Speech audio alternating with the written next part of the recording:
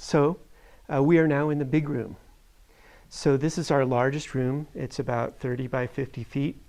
It has been the site of community gatherings since 1993. So 19 years of dances, most of them twice a week. Behind me is a mural that was a community project orchestrated by Willow Arlena and Bob Winter. And what I'm standing on is perhaps the world's only solar heated sprung wood dance and yoga floor. And so this is an experiment that has actually gone very well. So we'll talk about that a little bit.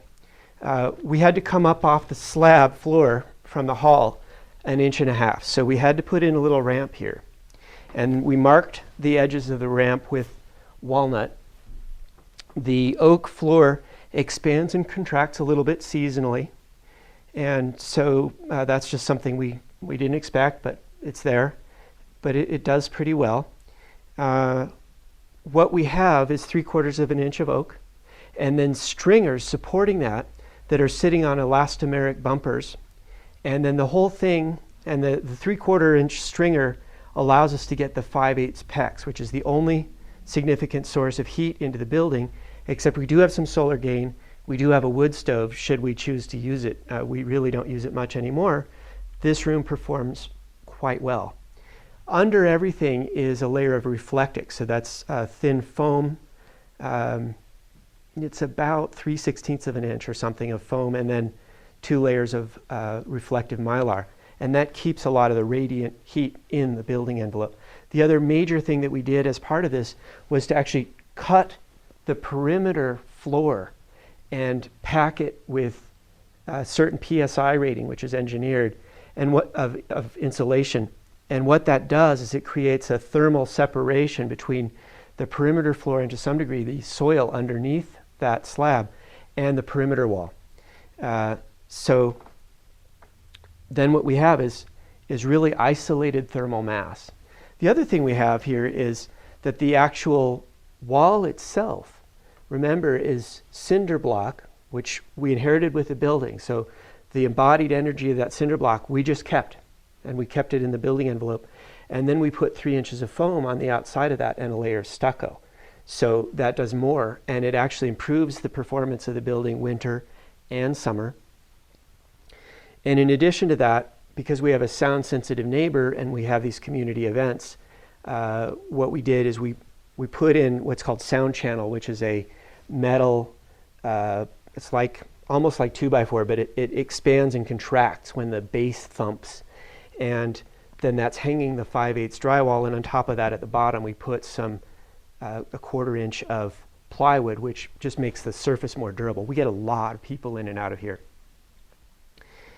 What we found, interestingly, is in terms of sound, that if we use amplified sound, then we can monitor that with a sound meter very precisely, whereas a drum, like a doumbek, carries low vibration sound that is harder to manage.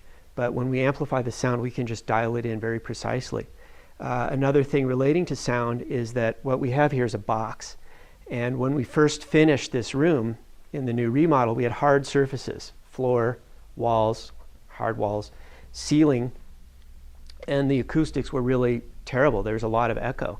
And you can imagine a box with 6 sides. What we're trying to do in terms of reducing echoing is not have more than 1 bounce of sound. 1 bounce feels right, but once you get more than 1, you begin to get those echo effects.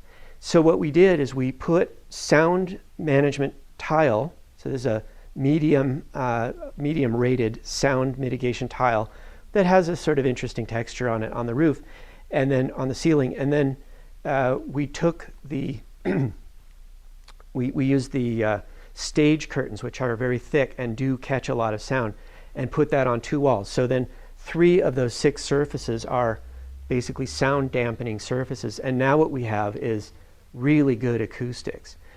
We used to have carpet on the floor, so when we put the hardwood in, it really changed the dynamics. What we also have on this wall is an art gallery. So right now we're hanging some of Jonathan's art, but every couple months or so, Jonathan organizes a new art installation. And so artists can sell their work, and it's a community interaction opportunity and an income source for us. This corner is where we have the sound equipment. This is where the DJs do their magic for the dances and other people who are doing sound management. We've reconfigured this a little bit. We've added a ground line, which this old building didn't have, going out to the junction box. And then as well, we've created a roller base here that's separate from the cabinet that supports the sound equipment. So that's attached to the wall now. And then this cabinet that's on rollers can be a podium or a stand for a projector or whatnot. And it locks, but it moves around. So we're trying to make the room as modular as possible.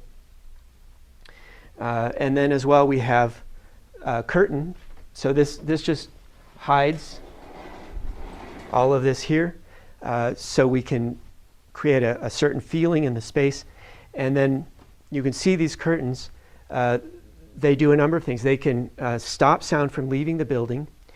They can keep a certain amount of heat from coming into the building. Like right now, it's about 75 degrees in here just from the solar gain, because it's a remarkably warm November, Colorado day. But what we have is the heat mirror windows, in addition to the trombe wall, which are significant solar gain opportunities. And you can see what we have here is substantial solar gain coming into the building about this time of day.